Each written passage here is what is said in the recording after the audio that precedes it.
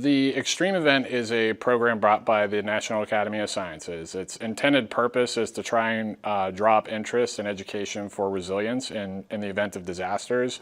What it does is it takes you through the prepare, the response, and the recovery phases of a disaster. What its intended purpose is to teach people about the resource shortages that we have in each jurisdiction. So ultimately, players are expected to decide to prepare for different types of emergencies and disasters that may happen.